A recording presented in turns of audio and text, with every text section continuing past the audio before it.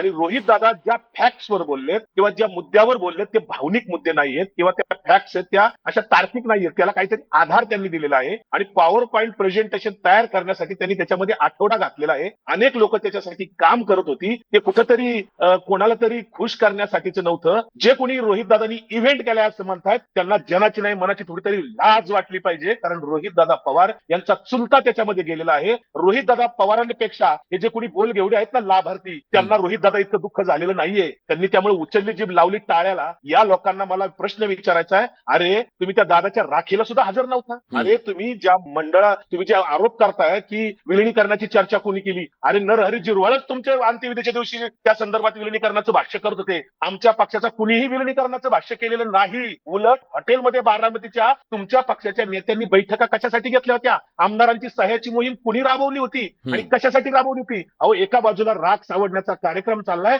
आणि दुसऱ्या बाजूला मुख्यमंत्र्यांच्या बरोबर तिथे बैठका घेणाऱ्यांना थोडंफार वाटत नाही? जे प्रश्न रोहित दादांना पडले ते सुनील तटकरे, प्रफुल्ल पटेल किंवा जे कोणी त्यांचे बोल घेवडे लोक आहेत, वकिली करणारे पेड वर्कर, त्यांना का नाही प्रश्न पडले? हे अमोल मिटकरी एकमेव अमोल मिटकरी एकच त्यांच्यातला आमदार बोलतोय, तो सुद्धा व्यक्ती अमोल मिटकरी त्यांच्या पक्षात आता एकटा पडलाय की काय असा आम्हाला संशय येतोय. रोहित दादांनी महाराष्ट्रातल्या प्रत्येक घराघरात चाललेली चर्चा एकत्र करून ती मांडणी केली आहे. कुणावर आरोप केलेला नव्हता. फॅक्ट्स आहेत, चौकशीची मागणी करतं. ही मनुस्मृतीने जरी अधिकार दिलेला नसला तरी संविधानाने अधिकार दिलेला आहे. एखाद्या घटनेची चौकशीची मागणी करणं, एखाद्या घटनेच्या मुळाशी जाणं, याची मागणी करणं म्हणजे राजकारण असतं काय? राजकारण तुम्हाला कळतं की सत्तेचं सत्ता पिपासू लोकांना राजकारण कळतं. सत्य ही अशी गोष्ट आहे विलासराव, मी परत एकदा सांगतो, सत्य ही अशी गोष्ट असते की ती लबाडाला अस्वस्थ करते. त्याच्यामुळे आज लबाड अस्वस्थ झालेले आहेत. ठीक आहे, मी या सगळ्याबद्दल मला वाटतं फार तुम्हीच इतके आक्षेप आणि आरोप केलेले आहेत त्याबद्दल सूरज चव्हाण हे जास्त स्पष्ट बोलू शकतील. सूरजजी, त्यांचं म्हणणं आहे जे प्रश्न महाराष्ट्राच्या मनात आहेत, सामान्य कार्यकर्त्याच्या मनात आहेत, जे प्रश्न सगळ्यांना पडलेले आहेत, ते प्रश्न तुमच्या नेतृत्वाकडून का उपस्थित केले जात नाहीयेत? जर तुमच्या ही काही लोकांना वाटतंय की हो हे संशयास्पद आहे, की तुम्हाला वाटतंय की तुमच्यात सुद्धा काही लोकांचं वेगळं मत आहे, काय नेमकं घडतंय आम्हाला कळत नाहीये, तुम्ही जरा सांगा. जी अजितदादाच्या जाण्यानं आम्हा सर्वांना एक मोठं दुःख आहे. आमच्यासाठी ही घटना म्हणजे एक आमच्यावर मोठा झालेला आघात आहे. खरं तर आम्ही या दुःखात आहोत आणि या दुःखाच्या प्रसंगात असताना आम्हाला आमच्या सहकारी मित्र शत्रू यांच्याकडनं अनेकाकडनं म्हणजे या दुःखामध्ये सावरण्याचं बळ भेटावं अशी सहानुभूती असू द्या किंवा एक मॉरल वाढवण्यासाठी त्यांचे शब्द होते. पण काही लोक पहिल्या दिवसापासून या गोष्टीवरती राजकारण करत होते. ते तुम्ही महाराष्ट्र बघतोय. माझं स्पष्ट मत आहे की राष्ट्रवादी एक मिनिट नाही लवांडे थांबा ना. विकाजी तुम्ही बोलत असताना त्यांनी बोललेले नाहीयेत, त्यामुळे प्लीज मी तुम्हाला विनंती करतो, मी तुम्हाला वेळ देतो, प्लीज. मिरच्या लागते, थांबा ना जरा, बोलू द्या. विकाजी आपण सिनियर आहात, प्लीज. तुम्हालाच खूप कळतं, दुसऱ्या बाकीची वेळच आहे, जरा थांबा ना, बोलू द्या की. बरं, तुम्ही बोला, माझ्याशी बोला. माझं म्हणणं विलासजी, ह्याच्यामध्ये काय आमच्या सगळ्यांची मागणी आहे. म्हणजे आतापर्यंत राष्ट्रवादी काँग्रेस पक्ष किंवा महाराष्ट्रातला एकही असा माणूस नाही की या घटनेची सखोल चौकशी व्हावी, ह्याच्यातून सत्य बाहेर यावं, ही मागणी आम्ही स्वतः मुख्यमंत्री असू द्या, देशाचे गृहमंत्री असू द्या, थांबा, लेखी मागणी केल्याचं पत्र दाखवा. लवांडे थांबा ना जरा, लेखी मागणी केल्याचं पत्र. प्लीज विकाजी मी विचारतो ना, माझं काम तुम्ही नका करू, माझं काम मला करू द्या, मी विचारतो. मध्ये बोलायचं बंद करा, पहिलं चर्चेला आला, चर्चेसारखं हे करा. हा ठीक आहे, सूरजजी बोला, मी आहे, माझं काम मी करतो. महाराष्ट्राचे मुख्यमंत्री ज्या दिवशी पहिल्या दिवशी त्या ठिकाणी आलेले होते त्यांनी तिथं जाहीर केलं होतं. त्याच्यानंतर अंत्यविधीच्या दिवशी देशाचे नागरी उड्डाण मंत्री आले होते, त्यांनी सुद्धा त्या ठिकाणी चौकशी त्यांच्या डिपार्टमेंटची तिथे लावलेली आहे. चौकशी केंद्र सरकारकडनं होते, चौकशी राज्य सरकारकडनं होते, सीएडी कडनं होते. आम्ही त्याचा पाठपुरावा केल्याच्या नंतर आम्हाला असं समजलं की ही चौकशी चालू आहे. याच्या काही कार्यकाळाच्या नंतर, जसं आता नुकतंच मला वाटतं 2 दिवसापूर्वी जे अहमदाबाद का सुरत मध्ये जे विमान पडलं होतं त्याचा सुद्धा अहवाल, म्हणजे त्याचा कार्यकाळ असतो म्हणले. त्याच कार्यकाळामध्ये चौकशी 2 प्रकारची होते, प्राथमिक आणि एक फायनल, असे 2 प्रकारचे रिपोर्ट त्या ठिकाणी येत असतात. ती चौकशीचा रिपोर्ट हे काही दिवसामध्ये आपल्या महाराष्ट्राच्या जनतेसमोर मांडला जाईल. परंतु ती चौकशी येईपर्यंत आता त्यांनी जे प्रश्न उचललेत आमच्याही मनामध्ये ते प्रश्न आहेत, परंतु चौकशी चालू असताना अशा पद्धतीचा आम्हाला कुठं अडथळा निर्माण होईल किंवा एक चौकशी वेगळ्या दिशेने जाईल. एक मिनिट मला पूर्ण करू द्या. बरोबर, सुद्धा आमच्या मनामध्ये तेच प्रश्न आहेत. आम्ही सुद्धा तशा पद्धतीचं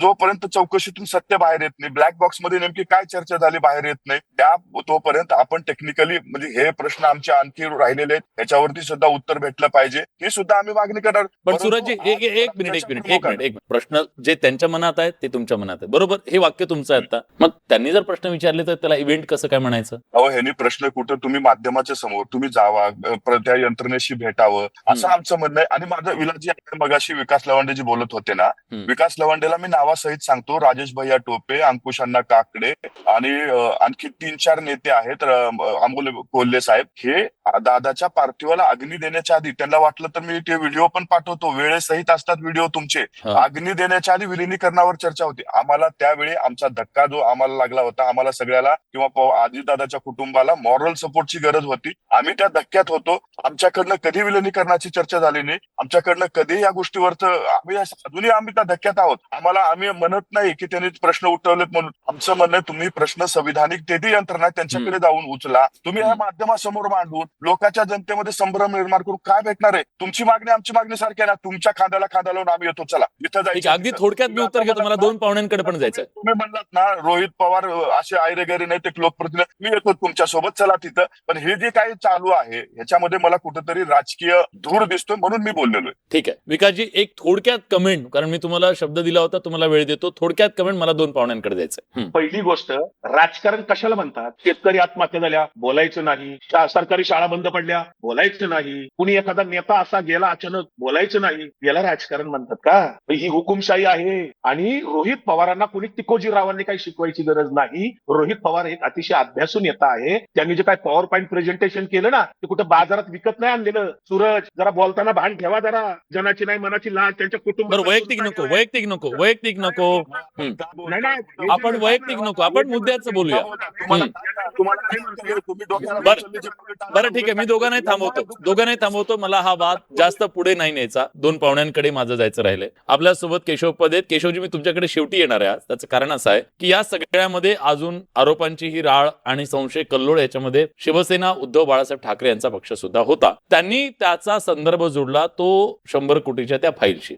जयेश, तुम्ही वकील आहात, तुम्हाला माहिती आहे की जेव्हा एखादी मांडणी करायची असते तेव्हा ती पुराव्याच्या आधारे करायची असते. पण तुम्ही कशाच्या आधारे ही सगळी मांडणी केली, जी मांडणी तुमच्या पक्षाकडून करण्यात आली, जर आम्हाला कळू शकेल. हे केवळ हे राजकारण आहे. आपण बरं झालं मी वकील असल्याचा उल्लेख केला, कारण की आज मी हे ठरवणार होतो की थोडंसं वकील असल्याच्या अंगानेच बोलावं. मुळात मुद्दा असा आहे की पुरावे असल्याशिवाय आरोप करू नये हे म्हणणं अत्यंत भाबडेपणाचं आहे. मुळात आरोप आधी होत असतात, त्याचा तपास होत असतो आणि तपासामध्ये पुरावे गोळा केले जात असतात. That is the criminal jurisprudence. जगभरामध्ये हेच पद्धत वापरली जाते, आधी पुरावे दिले जात नाही. माझ्या 2-3 गोष्टींवरती आक्षेप आहे. आता ज्या काही शंका घेतल्या गेल्या, खरं तर त्याची चौकशी व्हायला पाहिजे, त्याचे पुरावे गोळा झाले पाहिजेत. क्रमांक 1. क्रमांक 2, आपण 2 गोष्टींमधलं साम्य लक्षात घ्या. अहमदाबादला जी घटना झाली, ज्याच्यावरनं आज रोहित पवारांनी नवीन आक्षेप घेतले. पण एक प्रश्न, आरोपाला आधार काय तुमच्या काही असेल ना, की मला वाटेल ते मनाला येईल ते? ना मी बोलतोय सर, मला बोलू देत, मी सोडणार नाही सर मुद्दा.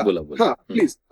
एक की त्या दोन्ही घटनांमध्ये एक साम्य तुम्ही लक्षात घ्या. या दोन्ही घटनांमध्ये अत्यंत महत्वाचे व्हीआयपी लोकांचं निधन झालेलं आहे. विजय रुपाणी, गुजरातचे एक सीएम, हे नाव आपण सतत विसरतो, ज्यांचं अहमदाबादच्या त्या विमान अपघातामध्ये दुर्दैवी निधन झालं होतं. हे किती सोपं आहे म्हणणं की पायलटनी, मी हे कायद्याच्या दृष्टीने म्हणतोय, स्पेसिफिक या घटनेबद्दल नाही, की पायलटनी फ्युएलचा टँक बंद करून टाकला. आता ह्याचं खरं खोटं काढायला कुणीच नाहीये. हा ब्लेम गेम म्हणून सगळ्यात सोपा ब्लेम गेम आहे. म्हणून रोहित पवार पहिल्या दिवशी ज्यावेळेस त्यांनी पॉवर पॉईंट प्रेझेंटेशन केलं, त्यावेळेस त्यांनी अत्यंत स्पष्टपणे असं म्हटलं की मी तुम्हाला 4 एजन्सीज सांगतो जागतिक स्तरावरच्या, त्यातल्या 2 या भारतीय एजन्सी ठेवा, कारण डीजीसीए जी आहे त्या डीजीसीएला क्रिमिनल ऑफेन्स रजिस्टर करायचा अधिकार नाहीये. नंबर 1. नंबर 2, क्रिमिनल ज्युरिस्प्रुडन्स प्रमाणे या सगळ्या घटनेचा जर तपास करायचा असेल तर काही सीसीटीव्ही फुटेज आहे, काही चौकशा आहेत, लोकांना समन्स पाठवणं आहे, त्या समन्स मधून माहिती एकत्रित करणं आहे, त्यांचे जबाब नोंदवून घेणं आहे. डीजीसीएला हे अधिकार नाहीये. आता काही मुद्द्यांकडे वळतो. ही शंका का आली? रोहित पवारांचं तर पॉवर पॉईंट प्रेझेंटेशन महाराष्ट्राने बघितलं. मी त्यातले 4 फक्त प्रश्न काढतो की शंका का घ्यावी. 1, पायलट ऐनवेळी का बदलला गेला, हा प्रश्न त्यांनी उपस्थित केलाय त्या दिवशी. हा नवीन नाहीये, त्याचं उत्तर मिळालं पाहिजे. ते कसं मिळेल? तर तुमचे सीसीटीव्ही फुटेजचं कलेक्शन ज्यावेळेस होईल रस्त्यांवरचं, डीजीसीए विमानतळापुरता मर्यादित आहे. पायलटला यायला उशीर झाला, ट्रॅफिक होता का, हे सगळं तर शेवटी पोलिसांना त्या यंत्रणेलाच बघावं लागेल. 2, breath analysis test, breath analysis test झाली होती की नव्हती हे पण बघावं लागेल. 3, रनवे 11चा आग्रह का, हा खूप महत्वाचा मुद्दा आहे की एक रनवे विमानासाठी अत्यंत आवश्यक होता, सेफ होता, तो सोडून मुद्दामून अवघड रनवेवरती विमान का उतरवलं गेलं. 4, व्हिजिबिलिटीचा प्रश्न. सगळ्यात पहिली जी रिॲक्शन आली ती हीच होती, म्हणजे आग लागली का, तर पहिल्यांदा जसं अग्निशमन म्हणतं ना की शॉर्ट सर्किटमुळे आग लागण्याची शक्यता आहे, तसं एक ठोकळेबाज उत्तर दिलं गेलं आणि हे सांगितलं गेलं की व्हिजिबिलिटी कमी होती. मग व्हिजिबिलिटी व्हिजिबिलिटी कमी होती, तर 5 किलोमीटरपेक्षा कमी व्हिजिबिलिटी असताना विमान लँड करण्याचा निर्णय का घेतला पायलटनी? या सगळे प्रश्न जे आहेत हे पायलटकडे कंटिन्युअसली संशयाची सुई नेणार आहे. प्रथमदर्शी या सगळ्या गोष्टींची चौकशी व्हायला पाहिजे.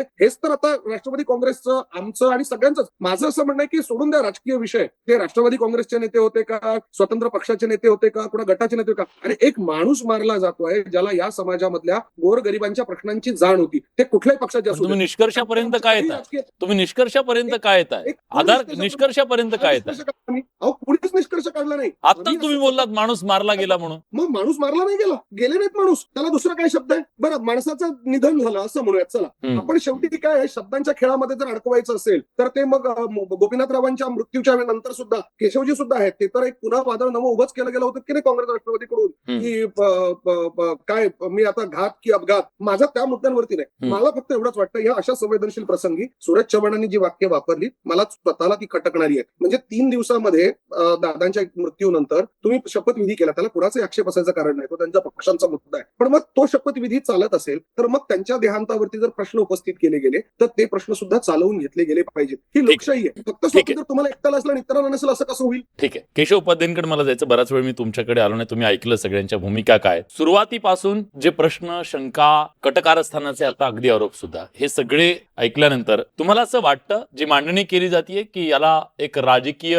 वास आहे, राजकीय इप्सित साध्य करण्यासाठी, ध्रुवीकरण करण्यासाठी, सहानुभूती मिळवण्यासाठी हे सगळं सुरू आहे, ह्या आरोपाला तुमचं समर्थन आहे का? मुळात विलास एक लक्षात घेतलं पाहिजे. मला वाटतं 3-4 दिवसापूर्वी गेल्या आठवड्यात आपण याच विषयावरती चर्चा करायला एकत्र जमलो होतो, आणि त्यावेळी चर्चा करताना तुम्ही त्यावेळी ठरवून या विषयातला तांत्रिक जाणकार असलेला माणूस तुम्ही चर्चेत बोलवला होता, रोहित चंद्रावरकरच्या रूपाने. आणि त्या चर्चेतही बऱ्यापैकी सगळी काय त्यातलं नेमकं घडलं असू शकतं याचं तांत्रिक विश्लेषण त्या रोहित चंद्रावरकरनी केलं होतं, आणि अनेक गोष्टी स्पष्ट झाल्या होत्या. आता इथे जे आम्ही बसलेलो सगळी माणसं आहोत, मग 4घही जण इथे आहोत, किंवा इव्हन विलास तुम्ही सुद्धा, हे या विषयातले एक्सपर्ट, तंत्रज्ञ, किंवा ज्याला अतिशय तंत्रशुद्ध माहिती आहे असं आपल्यापैकी इथे 4-5 जण जे बसलो आहोत ते कुणीही नाही. त्यामुळे स्वाभाविकपणे एक आहे की अजितदादा पवार यांच्या निधनानंतर एक स्वाभाविकपणे महाराष्ट्रावरती खूप मोठा आघात झाला. अत्यंत दुःखद घटना आहे, धक्कादायक घटना आहे, आणि मी अनुभवलं, मागच्या पण बोललो, आणि आता जयेशनेचा उल्लेख केला. मुंडे साहेब गेले त्यावेळेस अशाच पद्धतीचं वातावरण झालं होतं. प्रश्न असा, आक्षेप करायला काहीच हरकत नाही. म्हणजे माझं म्हणणं आहे की आपल्या मनातले जे प्रश्न आहेत ते सगळ्यांनी व्यक्त करायला, त्या व्यक्त केले पाहिजे, मांडणी केली पाहिजे, शंका झाल्या पाहिजे, त्याबद्दल आक्षेप असण्याचं कारण नाही. पण मुद्दा एवढाच आहे की त्यासाठी तुम्ही कोणती माध्यमं कशा पद्धतीने व्यक्त होत आहेत हा त्यातला मुद्दा आहे. म्हणजे मला सगळ्यात पहिल्यांदा रोहित पवार मांडतात आग्रहाने, त्याला उद्धव ठाकरे गटाचे सपोर्ट करतात शिवसेनेचे नेते, ह्याच्याबद्दल मला काही त्याबद्दल म्हणणं नाहीये. ते त्यांनी केलं पाहिजे, आणि मला वाटतं संवेदनशील माणसाला तो प्रश्न पडलेच पाहिजे. प्रश्न असा आहे की हे प्रश्न मांडणी करत असताना त्या निमित्ताने आपण काही वेगळी राजकीय पेरणी करतो आहोत का, या निमित्ताने काही सहानुभूती निर्माण मिळवण्याचा प्रयत्न करतो आहोत का, या निमित्ताने. म्हणजे असं आहे की तुम्हाला बरं मुळात किती दिवस झाले येऊन, बरं ज्या अहमदाबादच्या घटनाचा उल्लेख दिला गेला, तुम्हाला लिगसीचं वॉर दिसतंय याच्यात काही? मी येतो त्याच्याकडे येतो. मुळात ज्या अहमदाबादच्या घटनेचा उल्लेख केला गेला, अहमदाबादचं विमान पडलं, मुळात कसं फ्लाईट पडलं होते, आणि ते फ्लाईट पडल्याचं ऑथेंटिक काय आलं, कुठल्या तरी एका जगामध्ये कुठल्या तरी वर्तमानपत्राने उल्लेख केला, तो उल्लेख घ्यायचा, आणि मग आज राष्ट्रीय ठिकाणी जबाबदार माणसाने अशा पद्धतीने विधान करणं, याला कुठेतरी मला वाटतं की आपण विचार केला गेला पाहिजे. अजून महिनाही झाला, म्हणजे तपास सुरू आहे, त्याच्या सगळ्या गोष्टी गोळा करणं चालू आहे. आपण सगळ्यांनी बघितलं की ते अधिकारी जाऊन आले. माझं म्हणणं आहे की जसं आता अगदी शरद पवार गटाचे प्रवक्ते बोलले की आम्ही सगळे दुःखात होतो, अमुक, त्यांनी खूप व्यथा वेदना खूप प्रामाणिकपणे मांडल्या, मला त्यावर काही शंका नाही त्याबद्दल. पण त्या निमित्ताने या घटनेला तपास करायला म्हणजे काही वेळ देणार तुम्ही. मुळात मुद्दा असा आहे, जर तुम्ही वेळ न देता, बरं तुमच्याकडची जी माहिती आहे, बरं तुमच्याकडे माहिती काय आहे का, तुमचे सगळे प्रश्न असं घडलं असू शकतं, हे घडलं आहे का, मग ते पुस्तकात असं आहे, मग ते म्हणजे काय ते उतरताना अमुकच का उतरलं गेलं, अशा सगळ्या प्रश्नांवरती ज्याला फॅक्च्युअल आणि ज्याला तुम्ही फॅक्ट्स म्हणताय, हे सगळ्यात मोठं सगळ्यात बरं असू शकतं. मला त्याबद्दल म्हणलं नाही, ते तंत्र एक्सपर्ट असतात असू शकतात. माझं म्हणणं असं आहे की या सगळ्या जे तुमचे प्रश्न आहेत, तुमची मांडणी आहे, ती तुम्ही योग्य यंत्रणांकडे जाऊन दिली पाहिजे. जर तुमच्याकडे काही माहिती असेल तर तर्क पुराव्याला म्हणजे म्हणजे काहीतरी प्रश्न विचारायला काही लागत नाही, ते कुणी काही विचारू शकतं. पण जर खरोखर ठोस काही माहिती असेल तर ती दिली पाहिजे. त्यामुळे त्यातनं तुमचा खरोखर तुम्हाला संवेदनशील आहात, दुःखी आहात हे कळेल. आणि मला असं वाटतं की इतक्या मोठ्या नेत्याचा मृत्यू झालाय, ह्याच्यातली 100% माहिती येणार समोर. स्वतः अजित पवार यांच्या घरातली माणसं सुद्धा या विषयामध्ये शांत नक्की राहणार नाहीत. मग त्या सुनित्रा बहिणी असतील, त्यांचे दोन्ही सुपुत्र असतील, हे सुद्धा तितकेच आग्रही असतील ना, पण त्यांच्यापेक्षाही आपल्याला अधिक जास्त काळजी आहे. अशा पद्धतीचं जर कोणाला काही दाखवायची काळजी होत असेल तर त्याबद्दल काहीच मला वाटतं याच्याबद्दल काही याच्यापेक्षा अधिक भाष्य करण्यापेक्षा लोक सगळे पाहतात एवढंच म्हणू शकतो. ठीक आहे. विकासजी विलासजी मला फक्त एक दोन गोपीनाथ मुंडे साहेबांचा उल्लेख निघाला, केशवजींना, आणि मला सुद्धा वैयक्तिक, मी मराठवाड्याचा असल्यामुळे मला प्रचंड आदर आहे त्यांच्याविषयी, तुम्हालाही आणि सगळ्यांनाच आहे. पण सर, तुम्ही ज्या माध्यमात, कुठल्या माध्यमाचा हा प्रश्न विचारताना मग मला तुम्हाला पुन्हा आठवून द्यायचं आहे की जसं गोपीनाथ रावांच्या बाबतीत घडलं होतं तसंच मुंडे साहेबांनी सुद्धा स्वतः केलं होतं. मंत्रालयाला आग लागली होती, त्यावेळेस आग लावली की लावली हा माध्यमांमधून जाऊन पहिला प्रश्न विचारणारे, आग चालू असताना, मी तर ते आगीत आहे, पहिलं फुटेज माझं आहे ते, आणि खाली आल्यावरती पहिला बाईट गोपीनाथ रावांनी दिला होता, मुंडे साहेब पहिला बाईट देत होते, आग लागली की लावली. शंका एका मिनिटात, म्हणजे आग विजायची बाकी होती बरं का, त्या क्षणाला गोपीनाथ मुंडे साहेबांनी ती प्रतिक्रिया दिली होती. माझं म्हणणं ऐकून घ्या शांत, मी माझा आक्षेपच नाही त्या म्हणण्यावरती. कुणी कधी आक्षेप घ्यावा हे ठरवणार आहेत भारतीय जनता पार्टीचे, किंवा तुम्ही केशव उपाध्ये साहेब, किंवा मी जयेश वाणी, किंवा विकास लवंडा आहे. आपण आहोत कोण की कुणी कधी आक्षेप घ्यायचा हे ठरवणार आहे. तुम्हाला प्रॉब्लेम काय आहे? बघा, नाही जय प्लीज त्यांनी आक्षेपाला कधी विरोध केलेला नाहीये. केशवजी, मी बोलतो, आक्षेप घेतले त्याच्यात त्यांना विरोध नाहीये.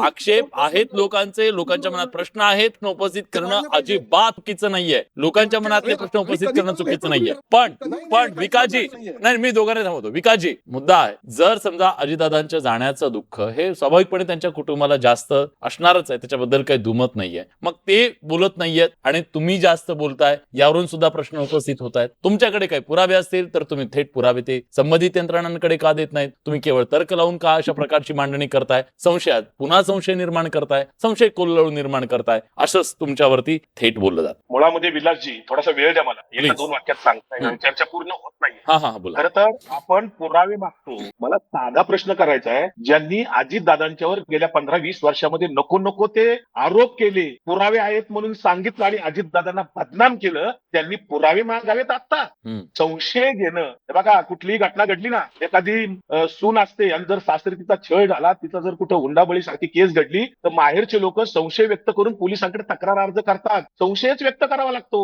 आधी आरोप, म्हणजे कायद्याचे तज्ञ आता तिथे त्यांनी सांगितलं, आधी आरोपच होणार ना. आता उदाहरणार्थ जे कोणी म्हणतात ना, पुरावे द्या, ब्लॅक बॉक्स उघडायला 15 दिवस लागतात का? काय झालं त्या ब्लॅक बॉक्सचं? आणि दादांना Z+ सुरक्षा होती, त्या Z+ सुरक्षेने दादांचा प्रोग्राम त्यांना किती वेळा घ्यायला होता? हे साधे लॉजिकली प्रश्न येतो. याच्यासाठी कायदे तज्ञ किंवा तंत्रज्ञ असण्याची गरजच नाही. हे उपाध्ये म्हणतात आपण कोणी तंत्रज्ञ असण्याची गरज नाही. आमचा बाप मेला असेल तर आम्ही प्रोग्राम म्हणून त्या ठिकाणी कुठं तंत्रज्ञ असण्याची गरज नसते. आम्हाला जे प्रश्न पडतात ते विचारणार आम्ही. म्हणजे उदाहरणार्थ Z+ सुरक्षेने नेमकं काय केलं होतं अजितदादांच्या? पायलट बदलला त्याची उत्तर कोणी देत नाही, विमान का बदललं त्याची उत्तर कोणी देत नाही. रोहित दादांनी पत्रकार परिषद घेतल्याच्या नंतर केंद्रीय विमान नियामक मंडळाचे लोक चौकशीला बारामतीत काल आले होते, 12 दिवस येऊ शकले नाहीत ते. रोहित दादांनी पत्रकार परिषद घेतल्याच्या नंतर सगळ्या यंत्रणा, तपास यंत्रणा जाग्या झाल्या. आम्ही त्या स्थळावर जाऊन आलोय, आम्ही त्याच्यावर पाठपुरावा केलाय, 8 दिवस काम करतोय. रोहित दादा दिल्लीला जाऊन आले, विमान नियामक मंडळाला भेटले, केंद्रीय गृहमंत्र्यांना वेळ मागितली, त्यांनी वेळ दिली नाही. असे अनेक विषय त्या ठिकाणी उपलब्ध आहेत की ज्याचे तपास होणं आवश्यक आहे. तपासामध्ये कळेल ना की पुरावे कुठले आहेत आणि कुठले नाही, पण तपासच करायचा नाही. आणि तपास यंत्रणा आपल्या आदेशाने वागणार असतील कुणाच्या तरी, तर सत्य तरी बाहेर कसं येणार? म्हणून मी असं म्हणतोय की ठीक आहे. सूरजजी, शेवटची कमेंट, माझा वेळ संपलाय. एकच प्रश्न, पटकन. वकील म्हणून राज्यकर्त्यांना प्रश्न आहे, एखाद्या महिलेवरती अन्याय, अत्याचार, बलात्कार होत असेल तर तिने आधी पोलीस कंप्लेंट करायची की पुरावे जमा करायचे? म्हणजे कायदा तुमचा काय सांगतो मला माहित नाही, माझा कायद्यात अलाउ करत नाही. मला माझा कायदा सांगतो. केशवजी, शेवटची कमेंट. दोन्ही प्रवक्ते बोलले, दोन्ही प्रवक्त्यांचं मी ऐकलं. मुळात असं माझं मांडणीच तुम्ही कुणी ऐकली की मला माहिती नाही दोघांनी. मी सुरुवातीला हे सांगितलं की आपल्या मनातल्या जे प्रश्न, शंका आहेत ते व्यक्त करायला आक्षेप नाही. तुम्ही सर्व, तुम्हाला जी गोष्ट आवश्यक आहे ती तुम्ही करायला हवी, त्याबद्दल काही आक्षेप कारणच नाहीये. पण हे प्रश्न मांडत असताना जर त्याच्या निमित्ताने काही गोष्टी, अन्य गोष्टी करायच्या असतील, म्हणजे मला सांगावं की म्हणजे हे बरोबर आहे ना की पहिल्यांदा पोलीस तक्रार केली पाहिजे, अमुक केलं पाहिजे. त्याच्यानंतर अपघात झाल्या त्यानंतर लागेच तातडीने ती तपासायला लोक लागली होती त्याच्यामध्ये. आता बऱ्याच वेळा दौरे कसे ठरतात नेत्यांचे, रात्री दौरे कसे बदलतात, हे आपण सगळे राजकीय क्षेत्रात काम करणारे लोक आहोत. आपल्या सगळ्यांना माहितीये की कसे दौरे अनेक वेळा बदलले जातात, कशा पद्धतीने. पण आज त्याच्याबद्दल चर्चा करायची गरजच नाही. आज त्याच्यावरून पण प्रश्न आहे, कोणाची फाईल होती, कोण आलं, कोणामुळे उशीर झाला, आणि ते असंख्य प्रश्न आहेत त्याच्याबद्दल. माझं असं म्हणे की दादांचं schedule काय? प्रश्न उपस्थितच करायला हरकत नाही, आक्षेपच नाहीये, पण हे प्रश्न उपस्थित करणं गुन्हा आहे. नाही अजिबात नाही. प्रश्न हे बघा महाराष्ट्र बघतोय, विकासजी महाराष्ट्र बघतोय, प्रश्न उपस्थित करणं अजिबात गैर